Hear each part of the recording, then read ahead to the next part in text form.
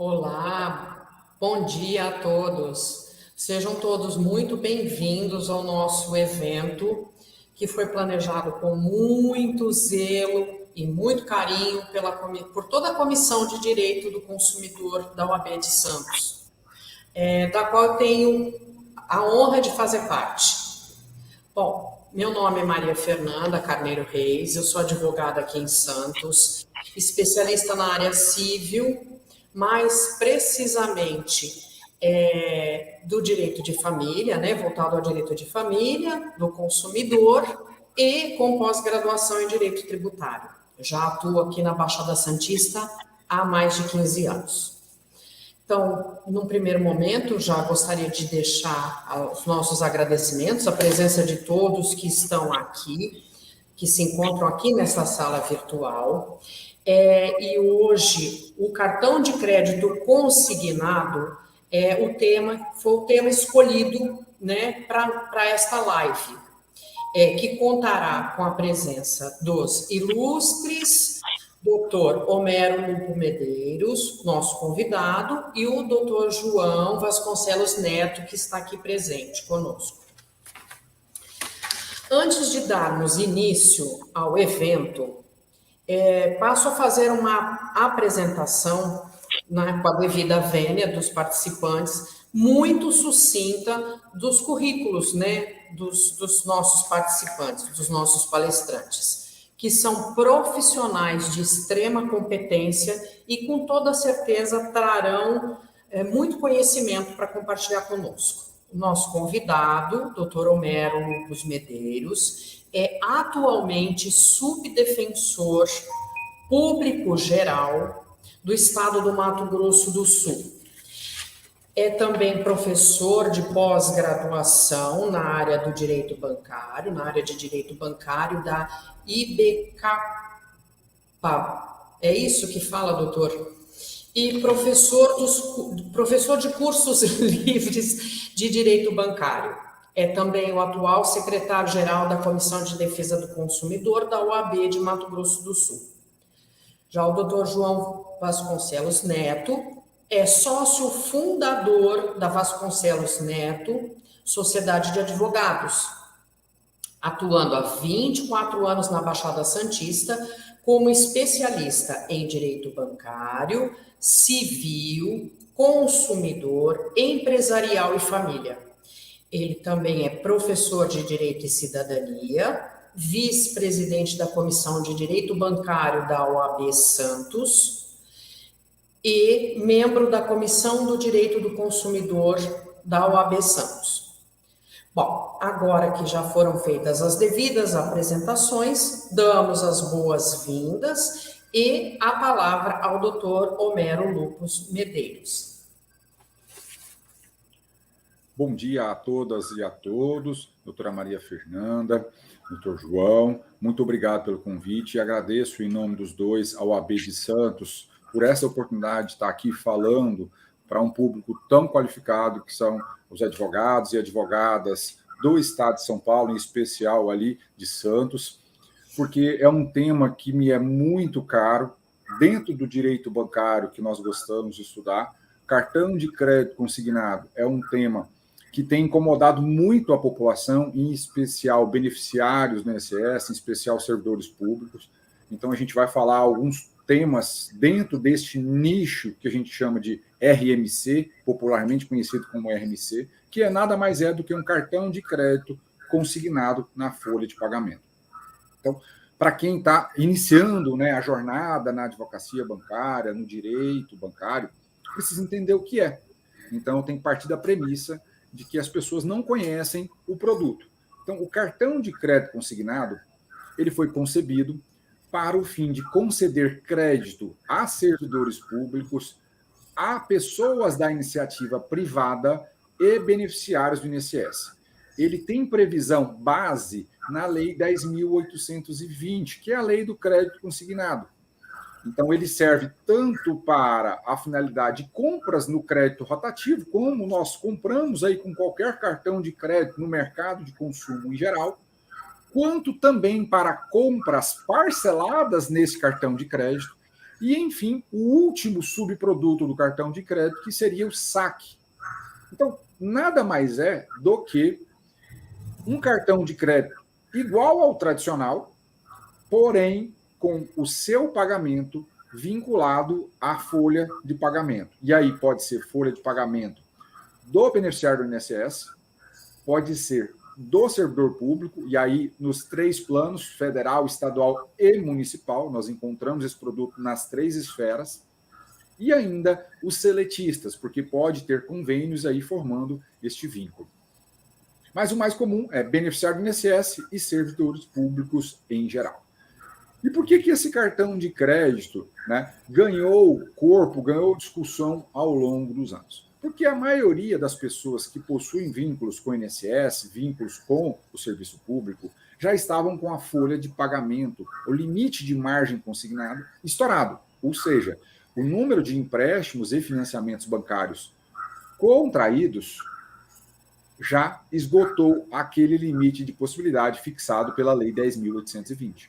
Quando a gente fala de limite de consignação, a regra maior está na Lei 10.820. Então, as instituições financeiras, de modo muito, muito sapiente, foi lá e criou esse novo produtinho chamado cartão de crédito consignado, com possibilidade de você utilizar até 5% da margem consignada para este produto. E aí nós temos uma evolução. Vou fazer um breve contexto aqui para vocês entenderem como é que funcionou isso. Tá? Nós tivemos o crédito consignado, e aí setorizado, por exemplo, primeiro por INSS.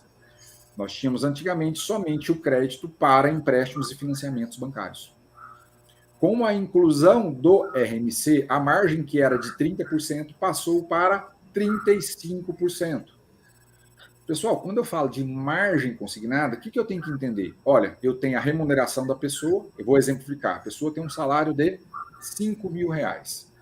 Daquilo ali, eu vou deduzir os descontos legais obrigatórios, quais sejam Previdência e Imposto de Renda. Esses são os 2 descontos básicos que nós temos ali.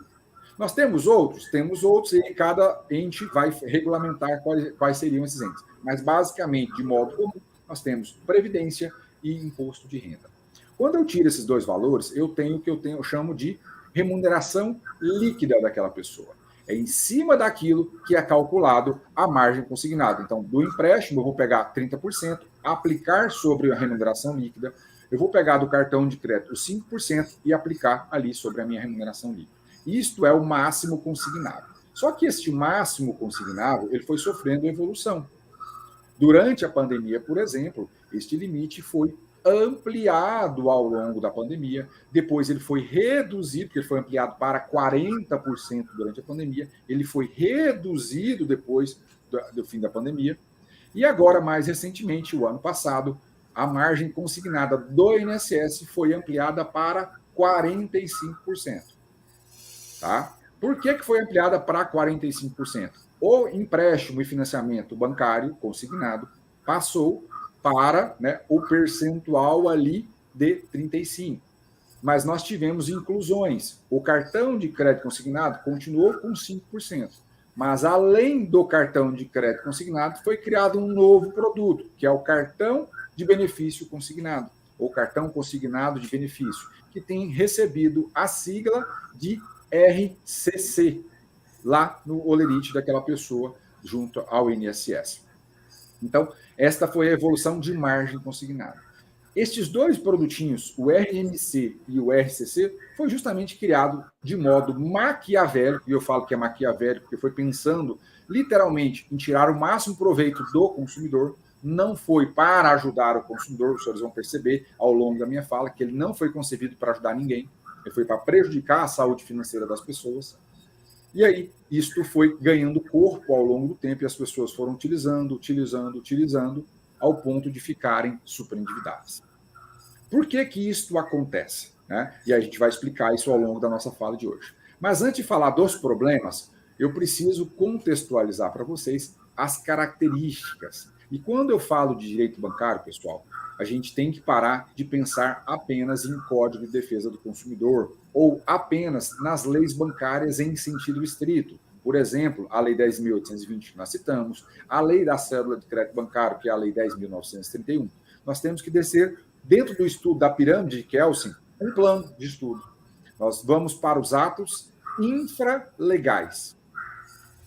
Primeiro plano de ato infralegal no produto cartão de crédito consignado junto ao INSS que eu preciso estudar. Instruções normativas do INSS. E aí, tomem nota disso. A instrução normativa central da temática é a instrução normativa número 28, de 2008, que ao longo dos anos recebeu uma série de atualizações que desembocou na última atualização, a mais recente delas, é a instrução normativa número 138, que incorporou novas normas e alterou outras dentro da instrução normativa número 28. O berço está dentro todo da normativa 28, mas ela sofreu atualizações. Então, isso é muito importante. Antes de chegar na instrução normativa 138, eu preciso fazer um corte aqui com vocês. Por quê? A partir da instrução normativa número 100, o produto cartão de crédito consignado ele ganhou nova roupagem. Antes desta contratação, pessoal, o cartão de crédito consignado poderia ser contratado por telefone. O saque poderia ser contratado por telefone. E isto era extremamente pernicioso e ruim para o consumidor, porque ele não era informado, ele não era esclarecido adequadamente. Então, a partir da instrução normativa número 100, passou a ser vedada a contratação telefônica. Então, o saque e o próprio cartão de crédito e qualquer outro contrato de crédito vinculado ao INSS não puderam mais ser contratados por telefone. Então, objetivamente, foi excluída essa possibilidade. Então, se eu tivesse qualquer tipo de contrato de cartão de crédito posterior à instrução normativa número 100, que é de 2018, via telefone ou via gravação de voz, este contrato é nulo porque ele não respeita a forma essencial. E aí a gente aplica o artigo 104 lá do Código Civil. Possibilitaria a anulação deste contrato.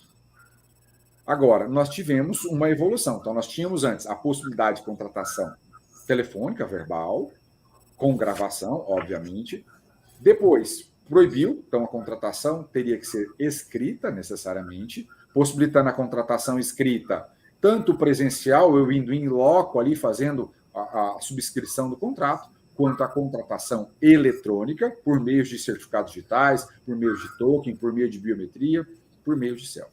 Com a instrução normativa número 138, ela passou a prever expressamente que, além de ser um contrato escrito, ele tem que ser firmado por meio de biometria.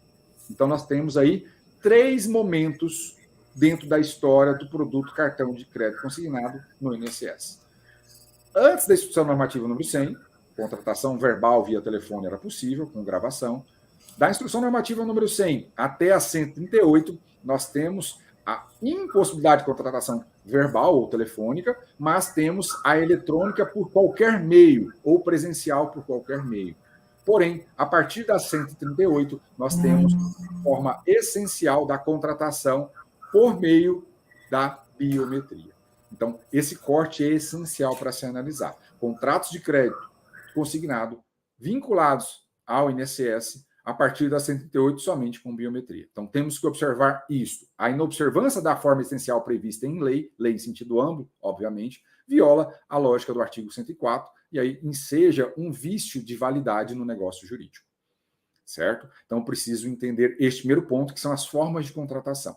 Mas nós temos outras características importantes que nós precisamos tratar com vocês. Por quê? Eu falei de instrução normativa do INSS. Essa instrução vai se aplicar apenas aos créditos vinculados ao INSS. Não vai se aplicar, por exemplo, diretamente ao cartão de crédito consignado de servidores públicos. Mas e aí? Qual é a normativa que vai reger contratos de cartão de crédito consignado para servidores públicos, federal, estadual e municipal? Nós temos uma norma clara, objetiva e detalhada quanto à do INSS? Não temos. Não temos. Por exemplo, nos entes federados, por exemplo, União, o Estado e os municípios, eles não descem a tantas minúcias como o INSS faz. E aí, o que salva o consumidor nesse cenário? E aí que eu entro com o estudo da autorregulação bancária. E aí, vocês precisam se perguntar, vocês conhecem autorregulação bancária? É uma autocrítica que nós temos que fazer diariamente. Quem quer atuar na área bancária não pode deixar de conhecer a autorregulação bancária, que ela é divulgada pela FEBRABAN e pela ABBC. São as duas maiores associações de bancos que nós temos no país. A autorregulação bancária é uma das fontes do direito bancário, assim como a lei é uma fonte do direito bancário, as instruções normativas são fontes do direito bancário, a autorregulação bancária também é uma fonte do direito bancário. É óbvio que ela não tem força de lei, mas quando a gente fala de autorregulação, a gente tem que ligar lá o estudo da boa-fé objetiva, vedação de comportamento contraditório, deveres anexos da boa-fé objetiva. Se as próprias instituições financeiras aderiram voluntariamente, aqui não tem compulsoriedade, à autorregulação bancária, elas devem sim cumprir a autorregulação. Então, a boa-fé objetiva dá força normativa, sim, à autorregulação bancária. E aí torna possível você buscar medidas judiciais para sancionar as instituições financeiras que violam a autorregulação bancária.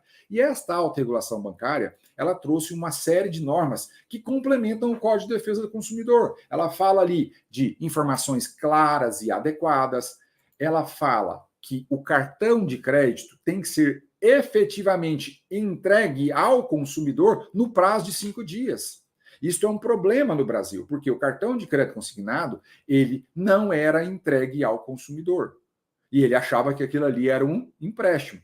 Então, muito importante esta normativa, que veio a partir de 2020. E aí nós temos, além disso, além do envio do cartão físico, nós temos o envio da fatura, que era um outro problema que nós tínhamos. Não tinha regulamentação literal e expressa falando, olha, banco, administradora de cartão, você precisa enviar a fatura ao consumidor, seja por meio eletrônico, seja por meio físico. E aí a escolha do consumidor e não a escolha da instituição financeira. Isso é muito, muito importante, pessoal. Não posso esquecer disso.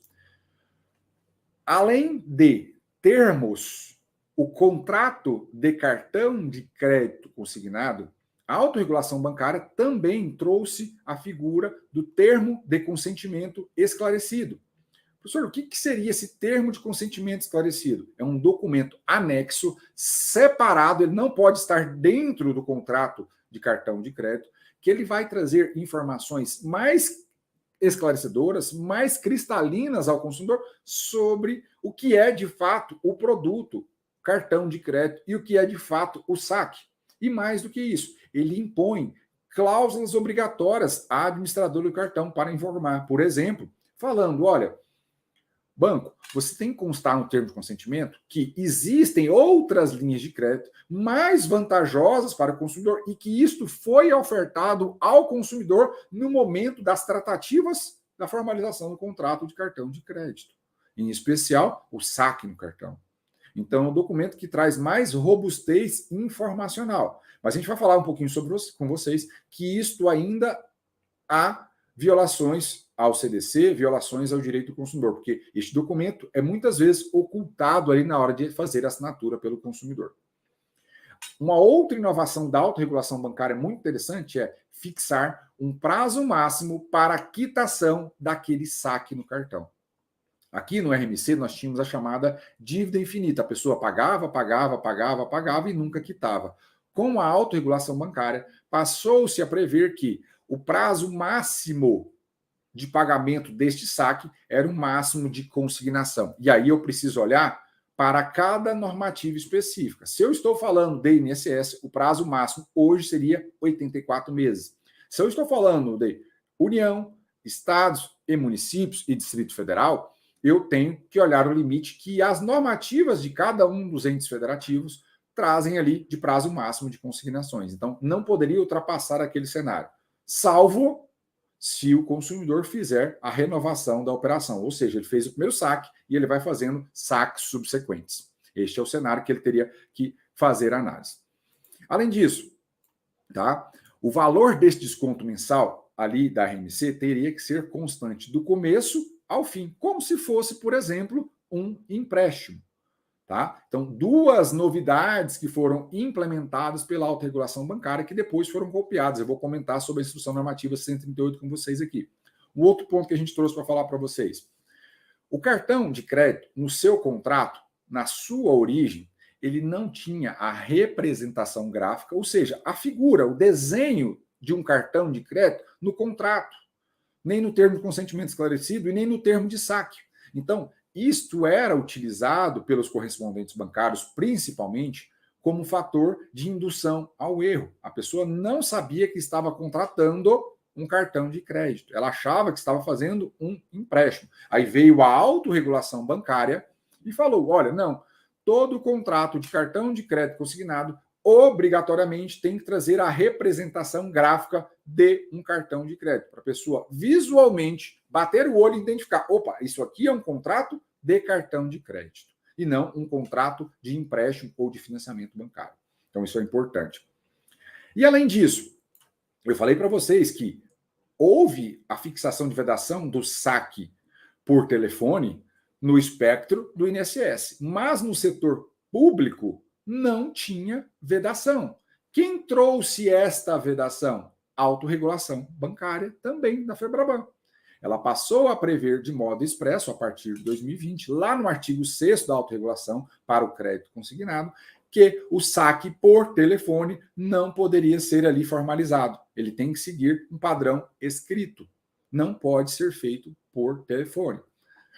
E aí, além disso, ele trouxe ainda um limite no saque. O saque pode ser de, no máximo, 70% do limite do cartão. Então, se eu tinha um limite de R$1.000 naquele cartão consignado, o máximo é 70% daquele valor, ou seja, o máximo de R$700.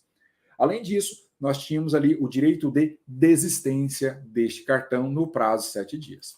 Isso é muito, muito importante. Por quê? Nós não tínhamos no cenário do crédito consignado para o setor público normas tão detalhadas quanto a autorregulação bancária. E aí, a gente está falando aqui hoje para a advocacia, é muito importante a gente fazer a autocrítica e falar, olha, eu estou colocando isso nas minhas petições iniciais?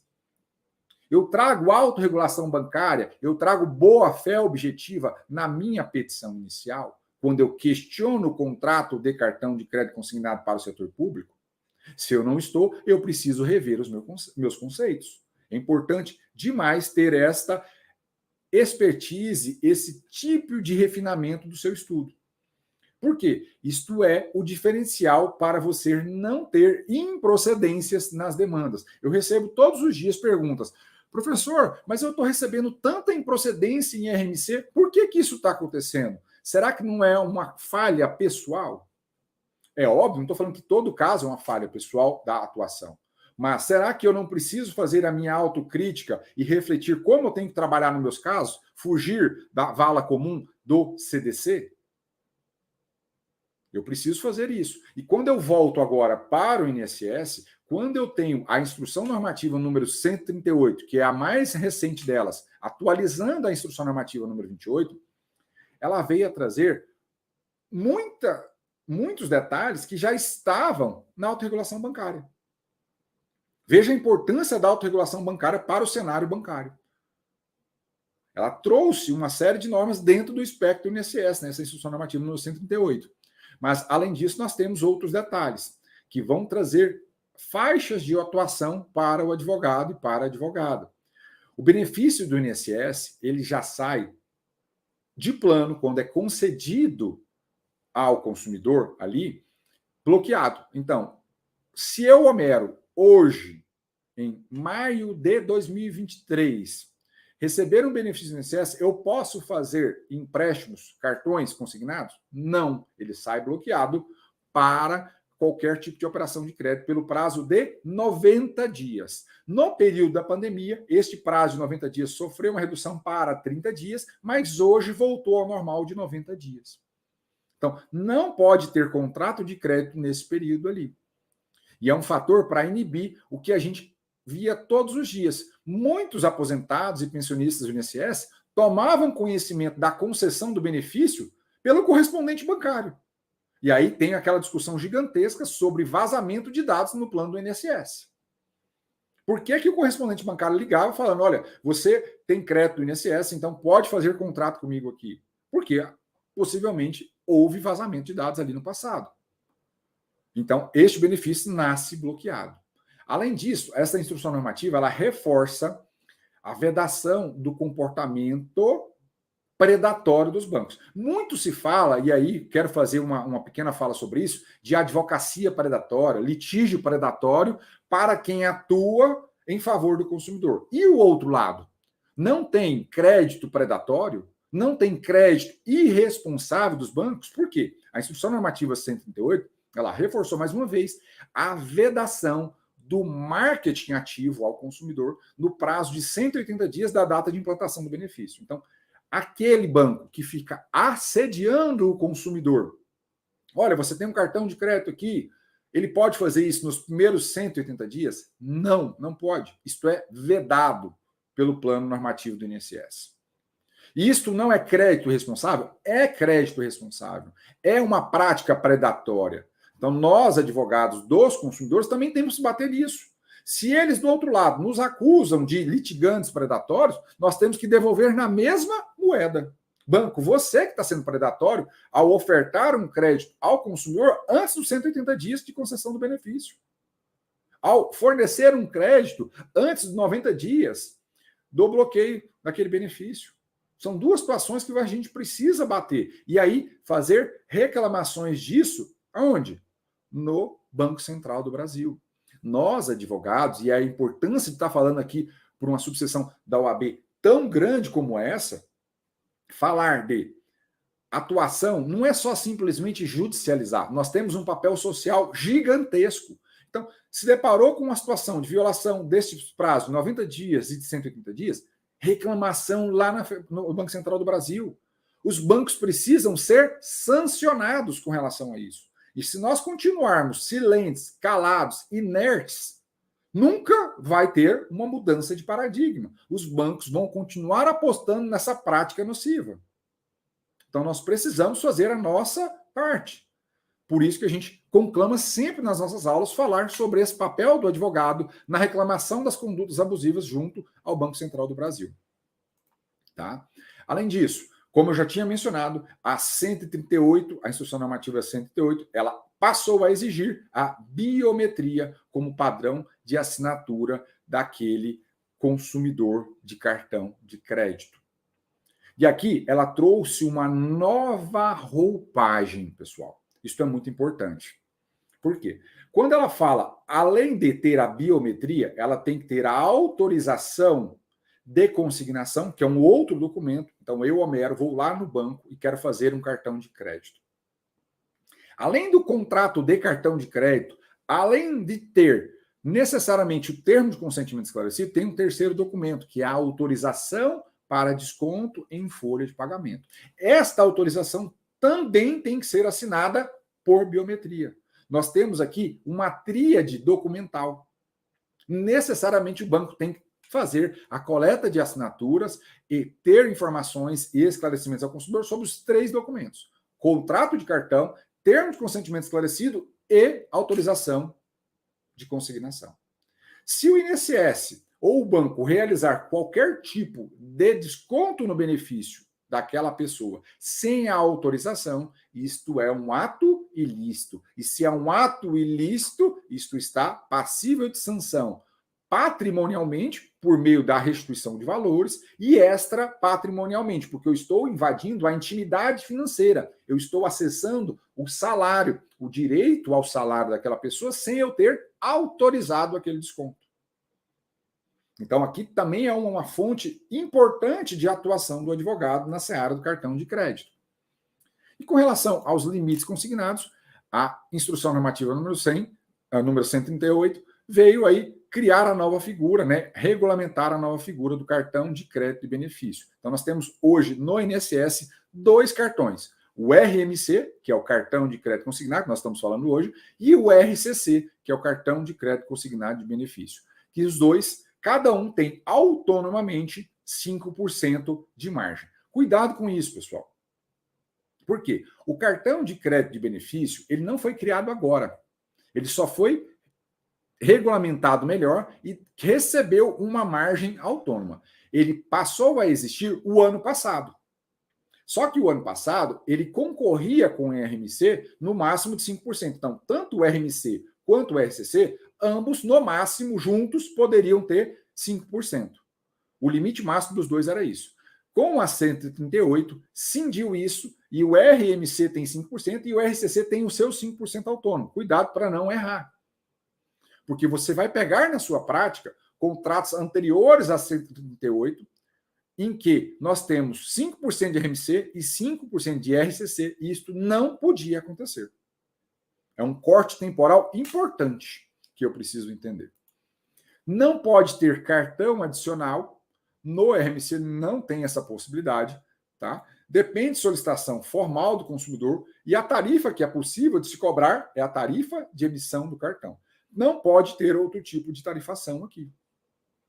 A tarifação é de cartão de emissão de no máximo R$15, dividida em 3 parcelas no máximo de R$5, atualizado anualmente pelo IPCA. Mas e aí, se a pessoa não recebeu, por exemplo, esse cartão, poderia ter tarifa de emissão do cartão? Não, a pessoa não recebeu o cartão, obviamente, o produto não foi fornecido, então a tarifa é indevida. E isso acontece muito na prática. Então, você, quando atende o seu cliente, tem que analisar isso. Não pode ter a chamada TAC e outras taxas, e aqui nós tivemos algumas outras limitações. Então, o cartão de crédito consignado, diante de uma série de abusos que passou a acontecer, ele tem um teto de crédito máximo, que é de 1,6 vezes a remuneração disponível daquela pessoa.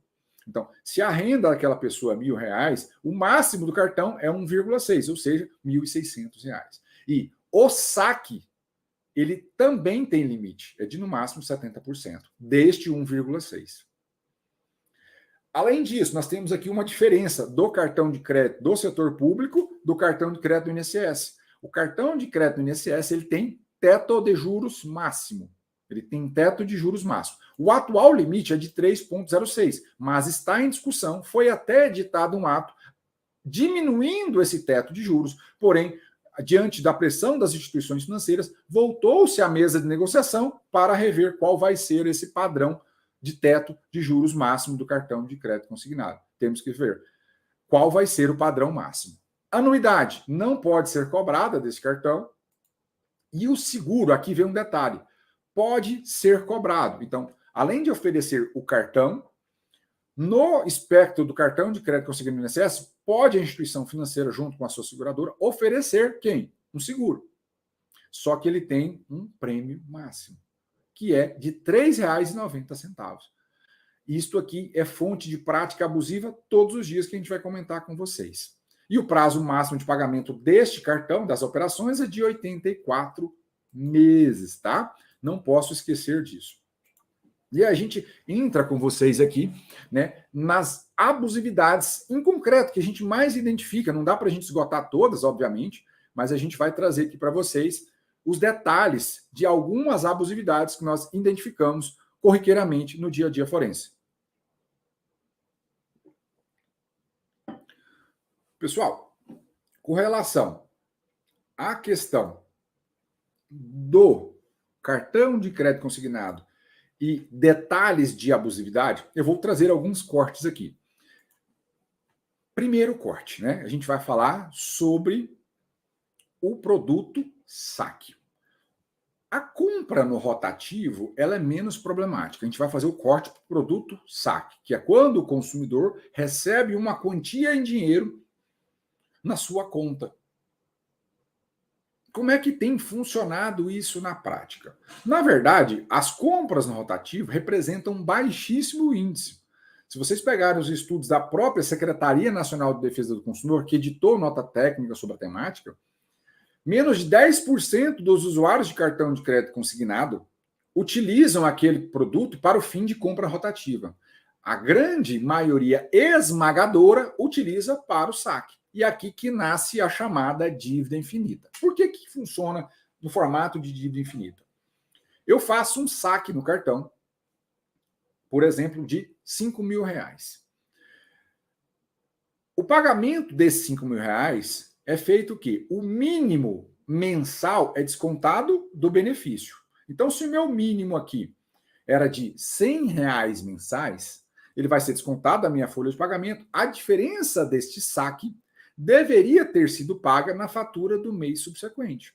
Como funciona um cartão na compra rotativa? Então, se em maio de 2023 eu fizer um saque, o mínimo vai ser descontado da minha consignação, da minha folha de pagamento, e a diferença eu teria que pagar na fatura do final do mês. Eu teria que quitar integralmente, porque senão este valor do saque ele entra como se fosse um crédito rotativo. E aí que nasce a dívida infinita, porque todos os meses vão descontar do benefício daquela pessoa o valor mínimo, por exemplo, R$ 100, e aí vai ficar naquela desconto ali. Mas, diante dos encargos cobrados, isto nunca acaba. Esta que é a grande realidade. Então, a pessoa, além de pagar todos os meses aquela consignação, quando ela chega ao ponto de constatar isso, ela já pagou os R$ 5.000 que ela sacou e ainda continua devendo mais do que os R$ 5.000 que ela sacou. E por que que isto acontece? Por violação do dever de informação, por violação do dever de esclarecimento do consumidor. E não só isso, pessoal. Quando a gente fala de informação e esclarecimento, e aí eu chamo vocês de novo lá para a autorregulação bancária, não a autorregulação bancária do crédito consignado. Nós temos uma outra autorregulação bancária que traz o código de ética da regulação bancária. Nós temos as chamadas SARBs, que são normas de autorregulação que tratam de diversos produtos bancários. E lá dentro da SARB nós temos o crédito responsável. Dentro do crédito responsável, incide o dever dos fornecedores de crédito de informar e esclarecer ao consumidor não só aquelas cláusulas gerais de um contrato, mas informar e esclarecer ao consumidor o que consiste o saque, se ele é compatível, adequado e proporcional à capacidade econômica do consumidor. E, além disso, ele tem a chamada comparabilidade. Ele deve fornecer ao consumidor informações que sejam possíveis dele comparar linhas de créditos diferentes do saque. Então, se eu, Homero, chego no correspondente bancário e falo, eu quero um crédito, e o correspondente me oferece apenas o saque no cartão, isto é uma prática abusiva, porque a autorregulação bancária fala que deveria oferecer linhas de crédito mais vantajosas ao consumidor. Exemplo, se eu chego lá, eu não tenho mais margem para consignar, mas eu tenho crédito no mercado para fazer o crédito mediante débito em conta. Qual que é mais vantajoso? O saque no cartão ou o crédito mediante débito em conta? Obviamente que é o crédito mediante débito em conta. Ele é mais vantajoso àquele consumidor. A não ser que a taxa de juros seja extremamente abusiva. Aí é uma outra discussão. Mas ele pelo menos sabe quando começa, quando termina e que as prestações são constantes. No saque no cartão, acaba que ele não recebe essa informação adequada e daí ele passa a ter problemas de não conseguir quitar essa dívida nunca. E aí é um problema seríssimo para ele. E aí que nós temos esta situação. O que o correspondente bancário faz na sua prática do dia a dia? Se eu chego ali, isso principalmente no correspondente bancário, ele não informa, ele não esclarece ao consumidor que é um saque, ele não informa como deveria ser feito o pagamento dessa fatura. E aí tem os desdobramentos dessa prática que contribuem para a indução ao erro do consumidor. O cartão não é enviado ao consumidor, muitas vezes não é enviado. E, além disso, o contrato de cartão de crédito já inibe o envio físico de fatura. Normalmente, se vocês pegarem um cartão de crédito consignado, o seu contrato, ele traz ali. O consumidor optou pelo envio eletrônico das faturas. E, na verdade, a gente está falando de pessoas idosas que são beneficiários do INSS. Aquela pessoa, normalmente, é um analfabeto digital. Ele está numa posição de vulnerabilidade informacional e vulnerabilidade digital, como a professora Cláudia Lima Marques fala. Então, pessoal, se ele está nessa posição de vulnerabilidade, o contrato já poderia prever a inibição da fatura e dando apenas o acesso eletrônico? Não. Então, quando eu somo a falta do envio do cartão, a falta da representação gráfica do cartão no contrato, a falta do envio da fatura, a falta do termo de consentimento esclarecido, a falta do termo de saque.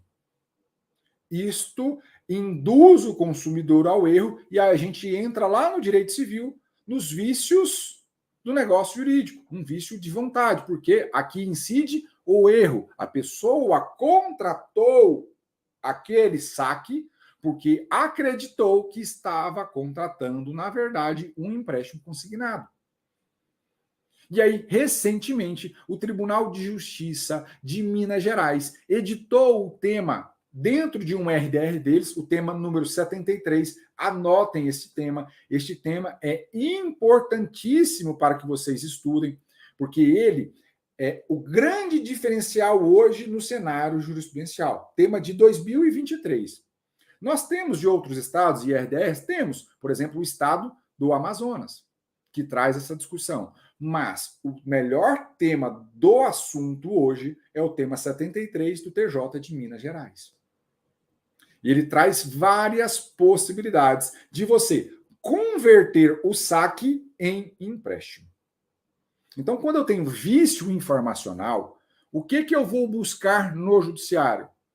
Porque a pessoa de fato recebeu o crédito. Não estou aqui a falar que ela não recebeu o crédito. Não é uma fraude no consignado, quando a pessoa fica sem receber, transferindo dinheiro para terceiro. A pessoa contratou realmente aquele produto financeiro.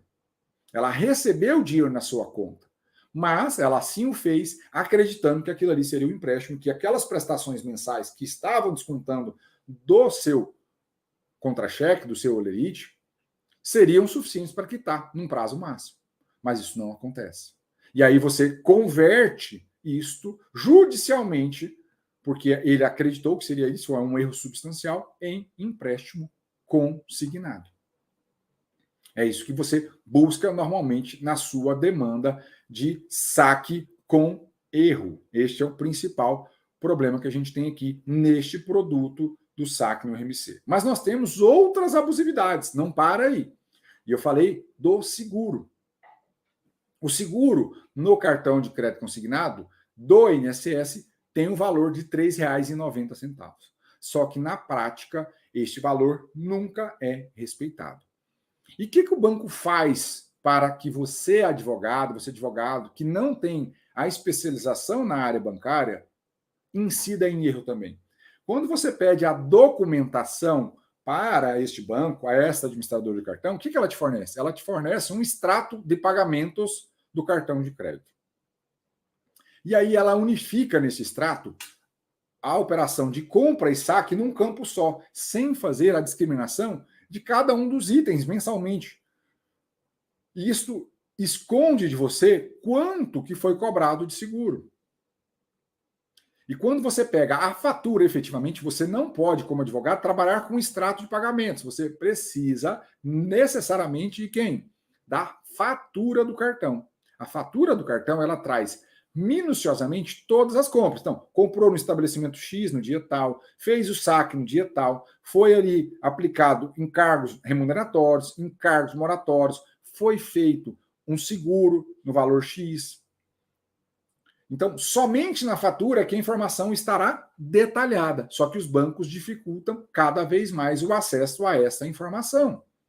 E você precisa pedir necessariamente isso, fazendo uma reclamação por meio do PROCON, por meio do site do consumidor.gov.br ou até mesmo pelo site na reclamação do Banco Central do Brasil. Você precisa dessa segunda via da fatura. E ali é muito comum o seguro ser de R$150, 200, R$300. Pode cobrar esse seguro nesse valor? Não. O máximo é de R$2,90. Um outro tipo de cobrança abusiva que nós detectamos é a tarifa de emissão do cartão, que ela é possível, mas limitada a R$15 e parcelada em no máximo R$ 5, atualizada pelo IPCA, obviamente, mas o cartão sequer foi expedido, ele foi sequer emitido ao consumidor. Então, neste caso, não poderia cobrar essa tarifa. Outra situação, às vezes a tarifa cobrada está acima deste limite de R$15. Esta cobrança não é possível, pessoal. Não é possível de cobrar tarifa acima do limite de R$15, a não ser a sua atualização Pelo quê? Pelo IPCA. Uma outra modalidade de abusividade é a emissão da segunda, né, do adicional, o cartão adicional, não é segunda via, perdão, do cartão adicional. Não pode ter cartão adicional para uma pessoa da família, por exemplo, no RMC, pessoal. Se é feita essa emissão e é cobrada tarifa em cima disso, esta é uma prática abusiva que tem que ser combatida todos os dias. E uma última, para a gente ir aí para os nossos considerandos finais do produto do cartão de crédito consignado, uma última possibilidade que a gente enxerga é que em muitas situações concretas, nós temos que a pessoa realizou várias compras, ou seja, ele é um consumidor habitual daquele cartão RMC, ele faz saques constantes no cartão, então ele sabe o que está fazendo, mas ele te procura porque a dívida dele está estourada. Ele não consegue quitar aquela dívida do cartão RMC, porque só pagou o mínimo ao longo de muitos e muitos anos. O que fazer para este consumidor? Cabe a conversão em empréstimo? Se a gente estudar o tema, né, 73 do TJ de Minas, ele abriu uma luz sobre isso. Ele abriu uma luz disso. Ele fala que o fato de ter operações anteriores não é determinante para apuração do erro. Eu posso ter erro na contratação, erro no saque, mesmo tendo operações anteriores. Mas ainda prevalece na jurisprudência que o fato de existir operações anteriores, isso atrapalharia você converter o saque em empréstimo. Mas existe uma outra possibilidade, uma outra alternativa para você trabalhar com essa pessoa que tem várias compras, que é a revisão pela taxa média. Quando os senhores e quando as senhoras olham revisão de juros em cartão de crédito consignado e vão lá nas séries temporais do Banco Central do Brasil, não existe uma série temporal para cartão de crédito consignado. Não existe. Existe para empréstimo consignado, existe para cartão de crédito comum não consignado. Qual série temporal que eu vou utilizar? Eu não posso tomar como referência o cartão de crédito comum. Por mais que sejam cartões de crédito, eles têm naturezas diferentes. Por quê? O cartão de crédito comum, o spread bancário, o risco bancário dele é altíssimo. O banco não tem certeza no recebimento daquele valor. Mas, por outro lado, quando a gente fala do crédito consignado, o risco bancário é baixíssimo. Então, qual é a série temporal mais próxima disso? É a do empréstimo consignado. E aí nós temos que lembrar lá do estudo de IED, né? Lei de Introdução às Normas do Direito Brasileiro. Quando eu não tenho uma positivação de determinado assunto, eu não posso ter o comportamento de o juiz falar, não vou julgar porque não tem norma regente. Princípio da vedação do non liquid. O juiz não pode se abster de julgar alegando isso. Ele tem que julgar. E aí ele vai se valer de quem? Da analogia. A analogia é aplicada aqui para utilizar a série temporal do empréstimo consignado para revisar esse cartão que é utilizado. E aí a taxa de juros vai ser normalmente menor do que a taxa do cartão de crédito, aquele teto que a gente tem ali. Então, esta é uma outra possibilidade revisional que nós temos aqui dentro do produto cartão de crédito consignado. E aí eu encerro minha fala e abro para a gente debater, tirar dúvidas e discutir aqui, porque eu não sou dono da verdade, a gente tem aqui para ouvir outras opiniões também. E aí fico à vontade, passo a palavra à mesa diretiva. Oi, doutor Homero. Bom dia, parabéns aí pelas palavras, pela explanação extremamente técnica e uma dica, com várias dicas importantes para nós advogados e que eu sei que já vai nos ajudar no nosso trabalho, no nosso dia a dia, para que a gente possa ter aí uma petição inicial correta e adequada. Eu gostaria de aproveitar o momento também e cumprimentar a Comissão de Defesa do Consumidor na pessoa da sua presidente, doutora Viviane Pontes, a Comissão de Defesa do Direito Bancário da OAB de Santos, na pessoa do Dr. Alexandre. E voltando aqui para a palestra, né, o que a gente percebe muito é a falta da informação, né, que é o artigo 4º de Defesa do Consumidor, o direito básico à informação, ainda mais por se tratar de idosos, né, de pessoas, como o senhor mesmo falou, de vulnerabilidade técnica e vulnerabilidade digital também, e do ponto de vista de informação. Então, na verdade, eles não sabem o que eles estão fazendo. Provavelmente devem oferecer para eles, tem um limite extra aqui de 5%, o senhor quer pegar esse crédito, o senhor quer esse crédito, a pessoa acaba fazendo uso desse crédito sem ter ciência de todos os encargos, né, de todas as despesas aí atreladas a isso. Acho que esse é o principal problema. Gostaria de fazer uma pergunta para o senhor a respeito das decisões. Nós temos visto aí algumas decisões que, além de declarar abusivo esse contrato, da mesma forma ele revisa esse contrato até declarar nulo e condena em danos morais. E do ponto de vista da condenação em dobro do que foi pago indevidamente, quais os cuidados que nós devemos ter na petição inicial para que isso seja contemplado? Porque tem alguns juízes que entendem que não ficou provada a má-fé, muito embora isso não esteja escrito no Código de Defesa do Consumidor, no artigo 42, mas gostaria de que o senhor pudesse falar sobre esse tema aí. Muito obrigado mais uma vez, doutor Homero. Eu que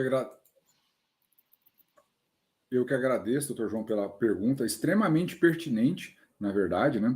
Quando a gente fala de cartão de crédito consignado, a gente tem alguns detalhes. Eu vou tentar setorizar isso para a gente explicar melhor para vocês. Primeiro, a questão da repetição em dobro, que foi o último tópico que o senhor mencionou. Este assunto da repetição em dobro, em toda a seara, tá, gente? Não só nos contratos bancários, mas em qualquer relação de consumo, passou por uma revisitação da jurisprudência do STJ. O STJ, no ano de 2020, mais precisamente ali por volta de outubro a novembro de 2020, ele afetou 3 recursos à sua corte especial, porque existia uma divergência de posição entre a primeira seção, que cuida de direito público, e a segunda seção, que cuida de direito privado do STJ. A primeira seção, embora a gente fale de direito público, ela também enfrentava temas consumeristas, mas temas consumeristas na área de concessões de serviços públicos. E ali, na primeira seção, o entendimento olha, a repetição do indébito na relação de consumo não depende de prova da má-fé. Isto era o entendimento da primeira seção. Mas a segunda seção, por outro lado, falava, não, precisa sim o consumidor, autor da demanda, provar que não só teve a cobrança indevida e que ele pagou esse valor indevidamente, que houve um ato subjetivo de má-fé.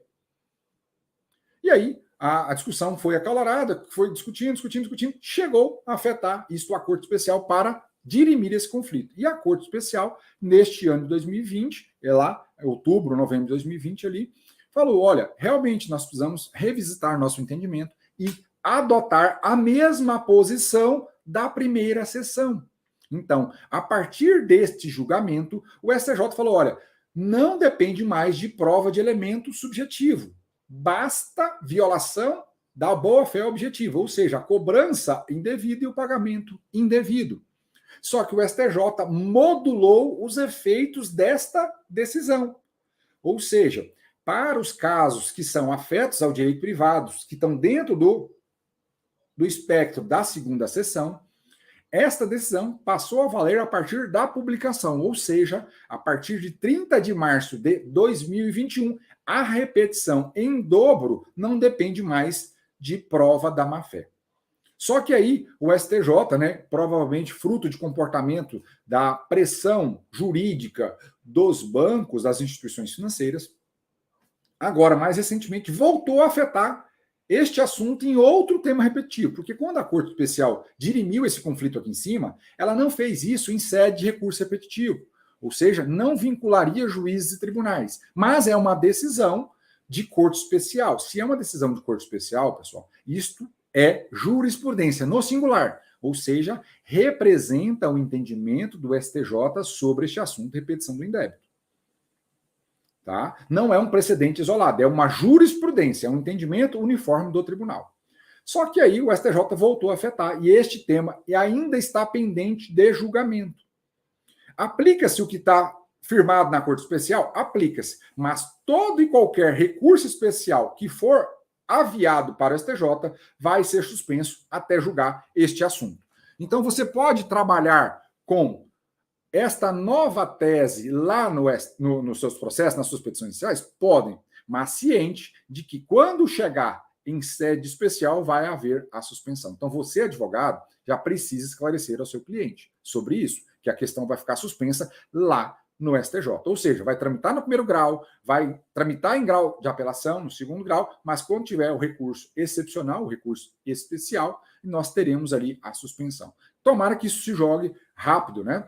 Se julgue rápido para que a questão se resolva rapidamente. Então, você precisa trabalhar. A minha dica é sempre, além de trabalhar este novo entendimento da CJ, tente demonstrar ali atos de má-fé. Por exemplo, nesse caso de cartão de crédito consignado, quando eu tenho vício informacional, isto é uma prática de crédito irresponsável, que fere a lei do superendividamento, pessoal, que fere a autorregulação bancária. Se isto viola a política do crédito responsável, isso é um ato de má-fé. Então, está provado ali, quando ele induziu o erro, que a cobrança é indevida de valores. Então, você consegue trabalhar com repetição em dobro, mesmo discutindo a questão da má-fé. E aí, com relação ao dano extrapatrimonial, o tema repetitivo do IRDR 73 de Minas foi muito bom, porque ele trouxe, vou até pegar aqui um pedaço do acordo para falar para vocês sobre isso. Bem interessante, porque ele fala de dano moral. É bem substancial isso para a gente começar a trabalhar, porque muitos tribunais não estavam dando, nessa situação de erro, dano moral. Ele fazia a conversão em empréstimo, mas não dava dano moral. Só que aí vem o TJ de Minas, deixa eu só pegar aqui para vocês, ele vem e fala o seguinte, não, cabe sim dano moral, tá? Mas tem algum contexto. Então, só pegar aqui para vocês. Ele fala o seguinte, lá no item 6, examinado o caso concreto,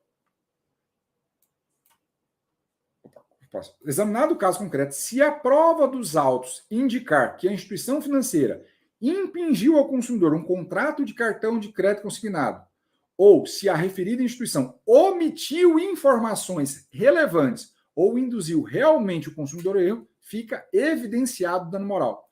Ou seja, este tópico aqui, na minha compreensão, ele fala o seguinte, todas as vezes que eu trouxer a tese de erro substancial na minha petição inicial, vai caracterizar a possibilidade de dano moral presumido. Por quê? Se tem um erro substancial, o banco impingiu indevidamente o cartão, porque a pessoa não queria o cartão. Ela enganou o consumidor omitindo informações relevantes. Por exemplo, um contrato que não tem a representação gráfica do cartão. Isto é uma indução ao erro, é ocultação de informações essenciais para a boa compreensão do consumidor. Uma outra possibilidade de dano moral, quando o consumidor ele não é esclarecido que existem outras modalidades de crédito mais vantajosas do que o saque, que é o que está na autorregulação bancária na SARB 1, SARB 13, e fala, olha, você não me deu, banco, informações claras e adequadas sobre linhas de crédito para que eu pudesse comparar entre elas. Então você me enganou. Se você me enganou, além de converter o negócio jurídico, cabe dano extrapatrimonial. E ainda quero falar de um outro cenário, doutor João, que é o desvio produtivo do consumidor. Quando a gente fala de relação bancária, e a gente precisa alavancar isso, e eu aproveito, né, o ensejo está falando para um público tão seleto quanto esse, quando você, advogado, tenta obter documentos de uma instituição financeira com relação ao cartão de crédito, isso é extremamente penoso. Então, o que você tem que fazer no seu dia a dia? O consumidor faz uma reclamação, por exemplo, ao banco, falando, eu quero cópia do contrato, cópia do termo de consentimento esclarecido, cópia do termo de autorização do saque, cópia de todas as faturas do cartão. Ele pede isso.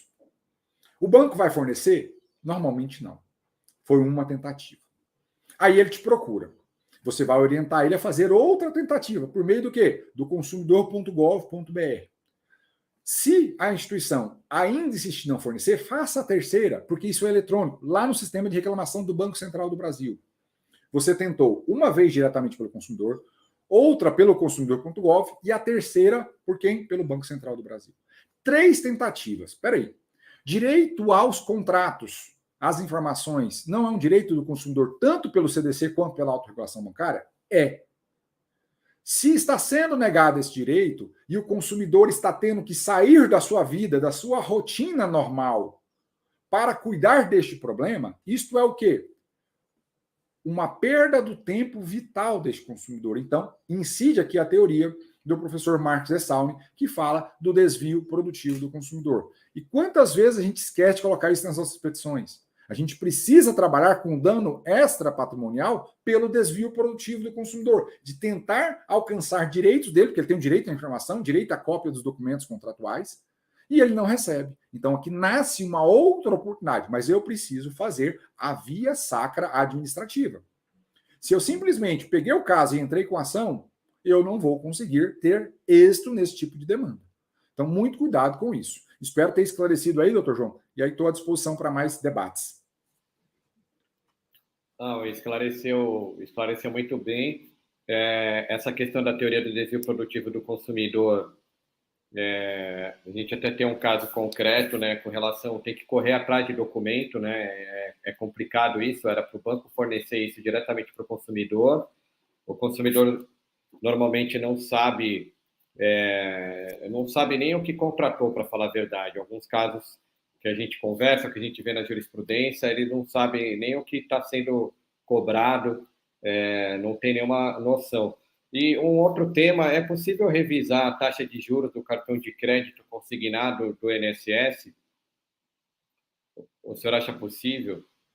Doutor João, tem 2 possibilidades que eu costumo trabalhar. A primeira linha de revisão é descumprimento do teto. Essa é a primeira linha, né? Se a taxa de juros ali está acima do teto, e esse teto que eu falo do INSS, gente, lá, a dicção literal da Instrução Normativa número 28, com as suas respectivas atualizações, é do custo total. Não é da taxa de juros nominal. Existe uma diferença substancial do que é taxa de juros nominal e do que é o custo efetivo total. Taxa de juros nominal, gente, nunca é o custo total do empréstimo. Você chega num banco e fala assim, vou te oferecer taxa de juros de 2% ao mês. Não é 2% ao mês que vai lhe custar essa operação. Por quê? Por trás disso incidem outros encargos, por exemplo, o IOF, tarifas, serviços de terceiros e assim vai. Então, o custo efetivo total é uma linha de revisão que você pode trabalhar. Mas tem a segunda linha revisional, que é utilizar a analogia da taxa de juros do empréstimo consignado, porque não existe série temporal no Banco Central do Brasil para o produto cartão de crédito consignado. Tá? Não existe essa série temporal. Se não existe série temporal, eu tenho que utilizar outra mais próxima, outra análoga. O STJ ainda não enfrentou o assunto no cartão de crédito consignado, mas ele já enfrentou o fundamento para isso, que seja a analogia. No caso que foi enfrentado no STJ, era o quê? Estava se discutindo cartão de crédito comum. E até 2011 não existia série temporal de cartão de crédito. Então o que ele fez? Emprega-se a analogia e pega a série mais próxima. Qual que seria a série mais próxima? Cheque especial. Então a analogia, como fonte do direito bancário, é admitida pelo STJ. Então a gente tem que usar esse fundamento para pegar a taxa do consignado e fazer a revisão. Não, entendi.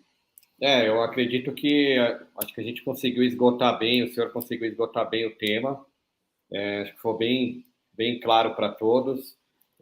Tem aí um campo enorme aí para os advogados explorarem, né, para os colegas explorarem, e principalmente para que se faça a defesa do consumidor, defesa do que é correto, né? Não é nem tomar partido de um lado, a gente, acho que o nosso propósito como profissional do direito é resolver problemas e resolver problemas normalmente da parte que está correta, da parte mais fraca, que a lei está sendo descumprida, né? Eu acho que nós somos um mecanismo para ajudar que a lei seja cumprida e que a justiça seja feita, que eu acho que é o último fim aí do nosso propósito.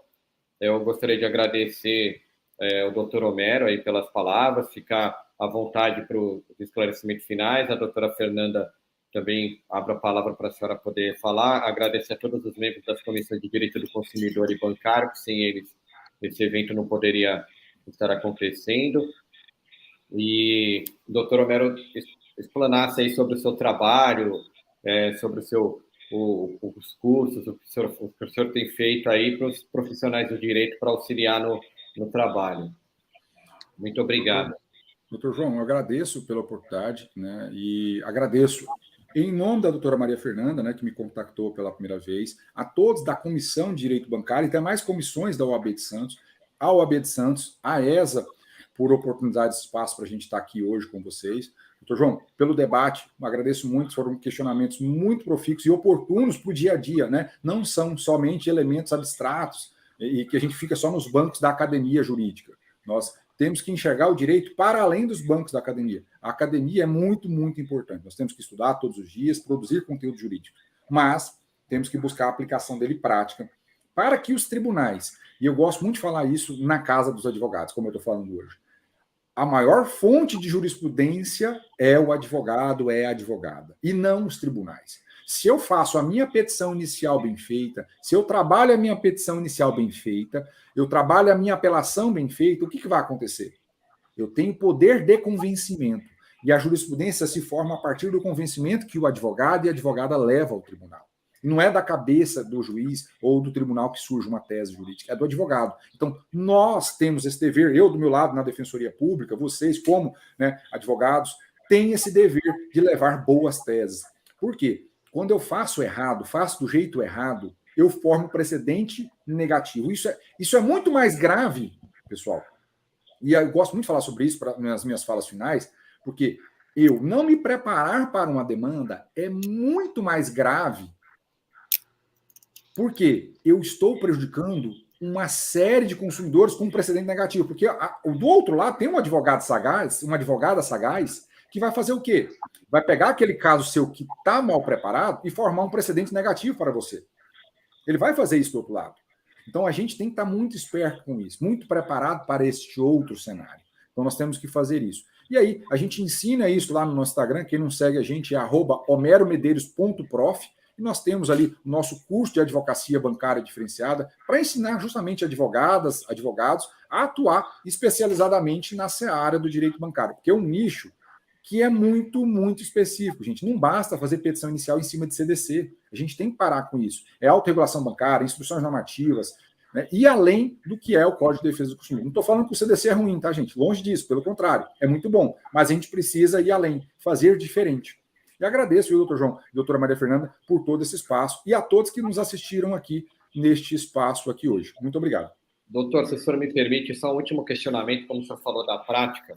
Uma das dúvidas frequentes aí dos colegas é com relação a ajuizamento da ação nesse tipo de processo, no juizado especial ou na justiça comum. Qual que é o seu parecer em relação a isso? E aí eu encerro com esse último questionamento. Quando o senhor falou de prática, eu lembrei desse detalhe.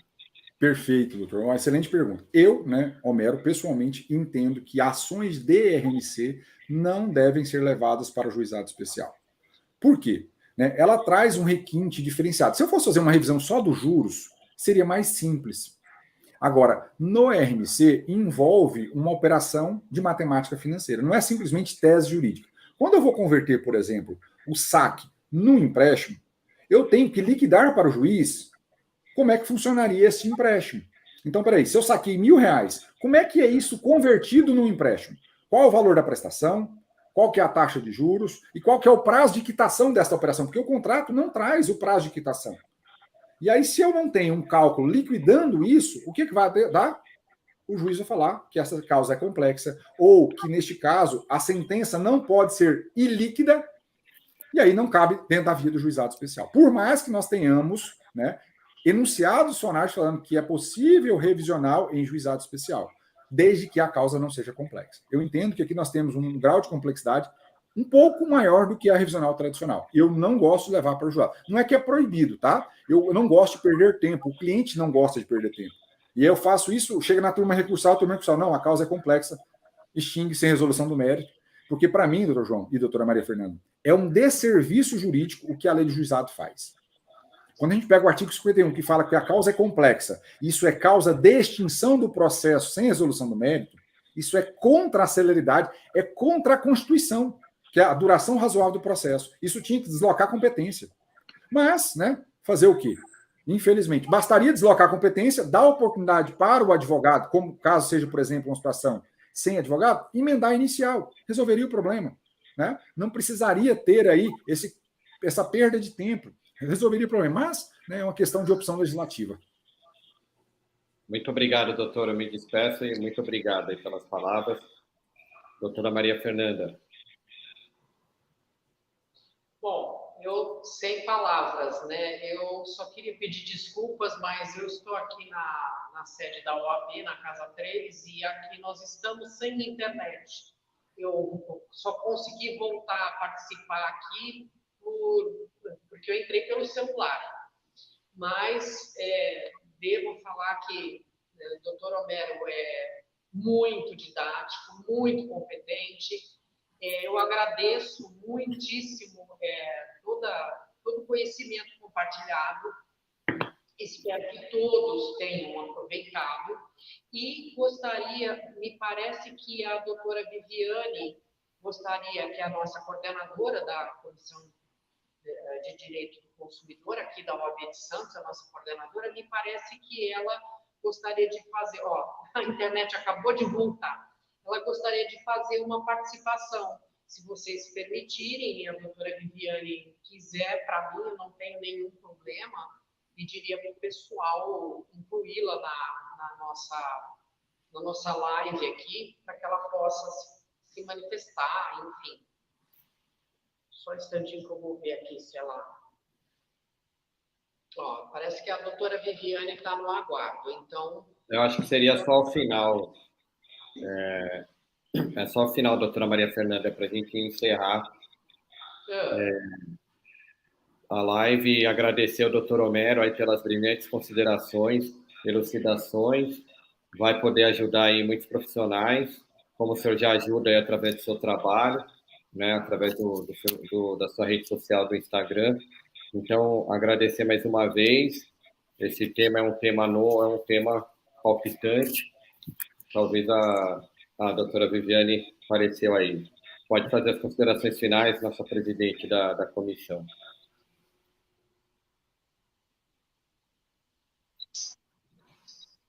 Pronto, passo a palavra agora, então, para a doutora Viviane, agradecendo a todos, doutor João, doutor Homero, doutora Viviane, muitíssimo obrigada, viu?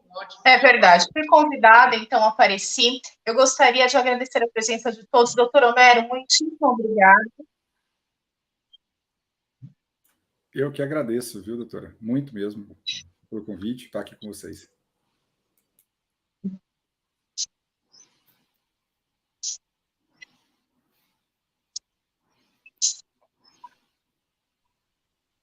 Tchau, muito obrigado a todos, então, pela participação. Muito obrigado a vocês todos. Gente, muito obrigada, viu? E até uma próxima, quem sabe. Até uma próxima. Muito obrigado, doutor Homero. Nos falamos. Fica com Deus, gente. Até a próxima. Até mais. Obrigada. Tchau.